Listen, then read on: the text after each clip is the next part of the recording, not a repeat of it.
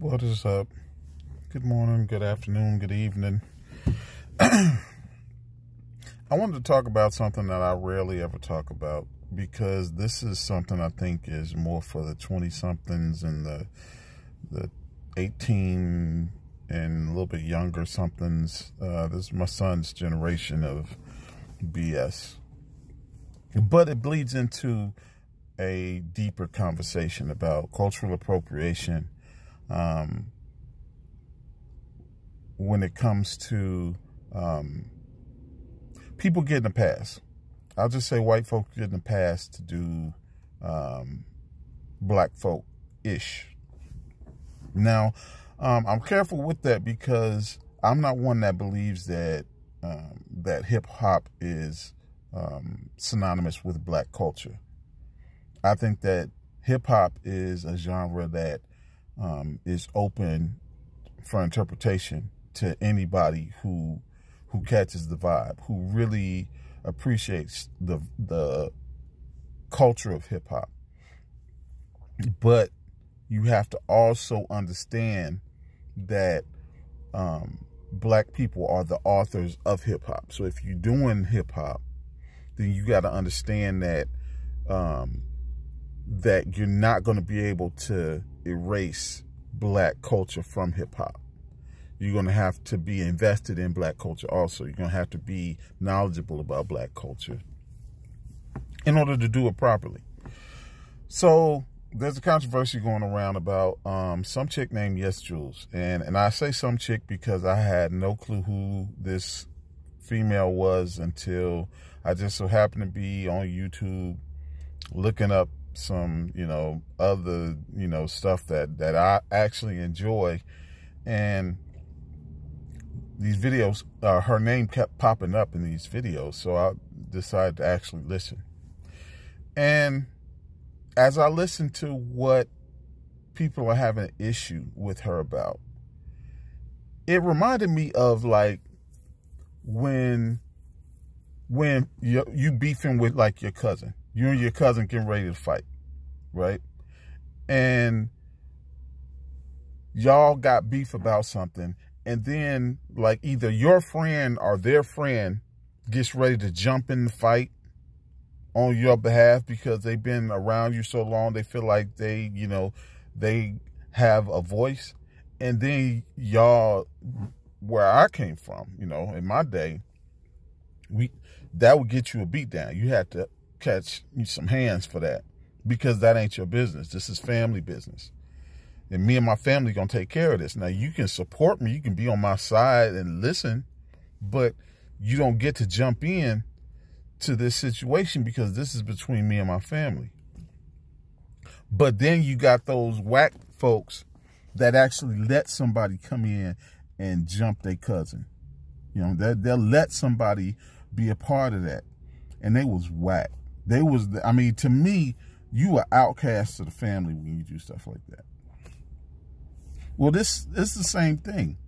I don't know who is behind this girl. I have no clue.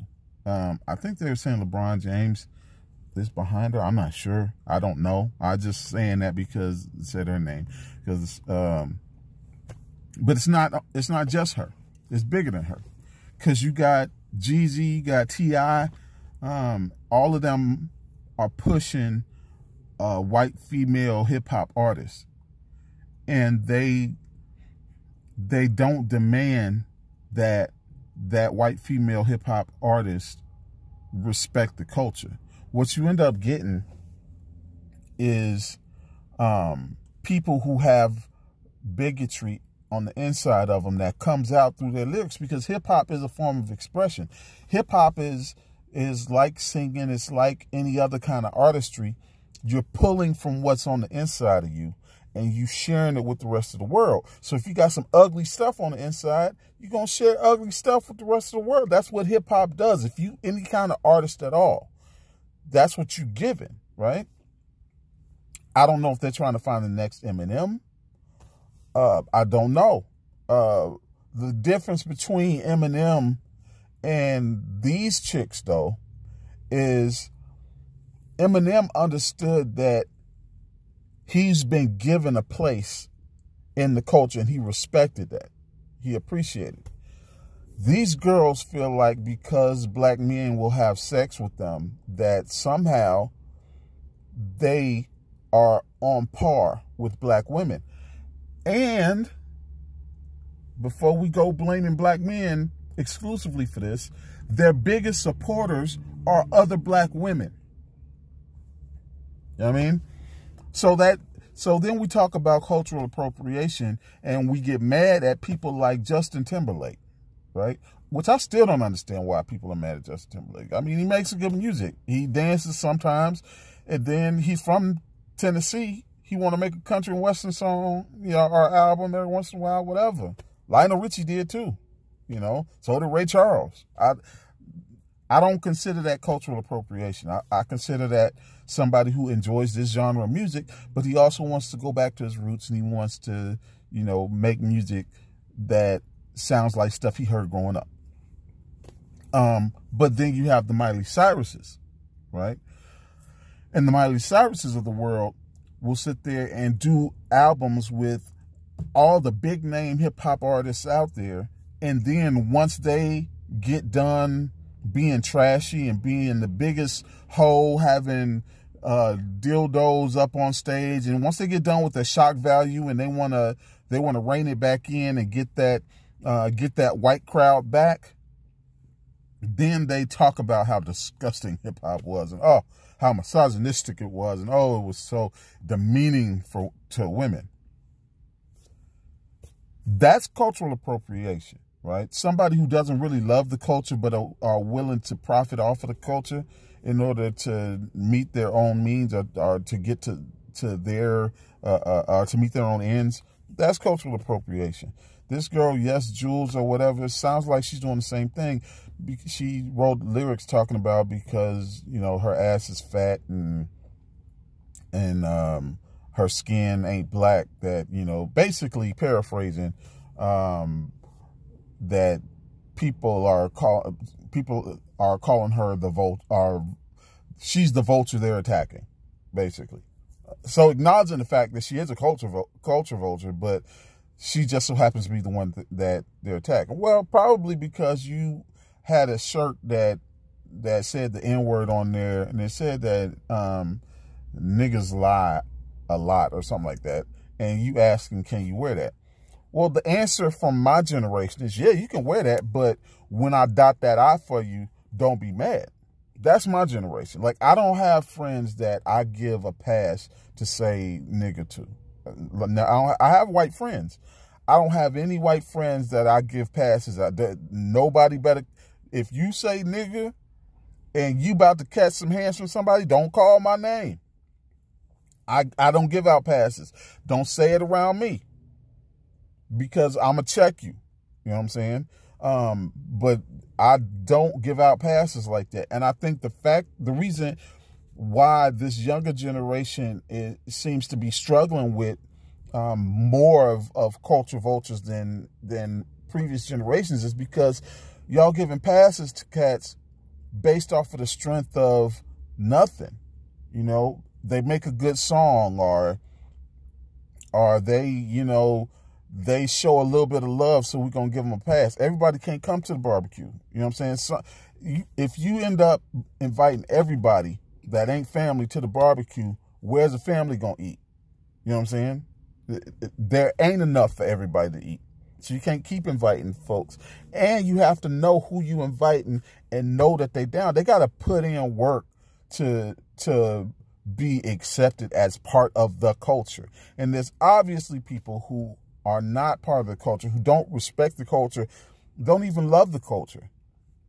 They just want to profit. This chick was a bottle girl in Miami, and she allegedly slept with a bunch of people or slept with the right people in order to get on. And now, you know, she's getting some notoriety because she's a curvy white chick.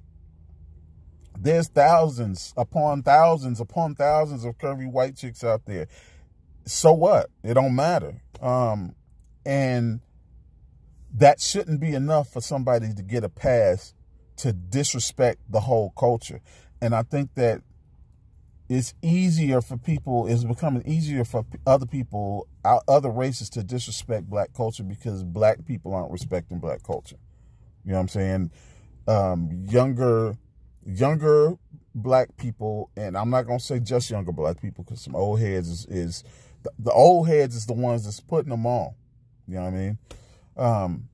Are not respecting the culture enough to say, hey, I'm making money is not a good enough reason for me to allow this stuff to go through me. My name has to be worth something. My name is being put on the line. And what needs to happen is, you know, hey, we in the cancel culture now. If somebody is allowing something like that, we need to silence them until they get their act right. You know what I'm saying? T.I. with Iggy Azalea. We need, hey, T.I., get your girl. And I do believe somebody said something to him because she ain't been making no noise or chit-chatting or nothing like that. I don't think she's under him no more. But we have to stop allowing folks that are not in this culture to feel so comfortable disrespecting the culture. And it goes bigger than just hip-hop. It goes bigger than just a white female with a big behind. It goes bigger than that, because when our black women go to the nail shops and getting beat up by these nail shop owners, they disrespecting the culture. When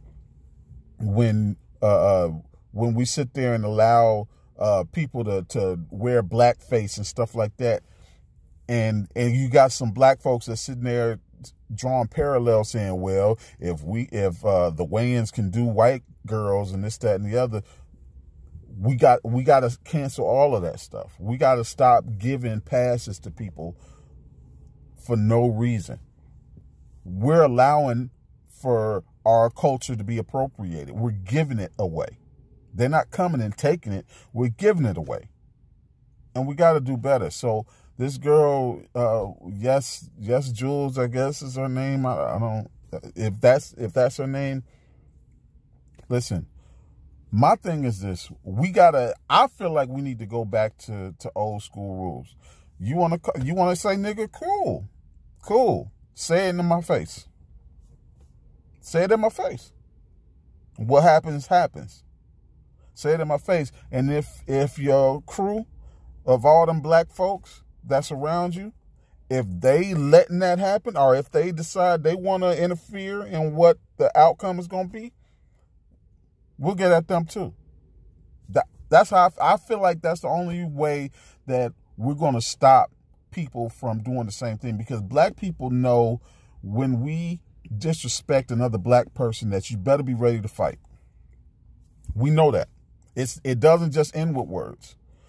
The reason why black people can say things in a certain way or do a certain thing with a level of confidence is because we know that if I'm going to say this or if I'm going to do this, I'm not just preparing for words. I'm preparing for these hands. You know what I'm saying? Somebody going to either run or fade. It's either going to be me or them. And I'm prepared for that. But that's not really white culture.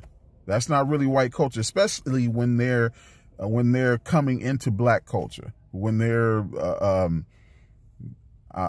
looking for a word, when they're investigating, when they're, tiptoeing into black culture. They're not going into black culture saying, look, I'm going to say what I'm going to say, and if I get a fade behind that and whatever, it don't matter. I'll go ahead and I'm not with anybody who got something to say. No, that's usually not what the case is. It's usually some trepidation, and they're waiting for somebody to give approval. And usually some cats give approval that who shouldn't have approval to give.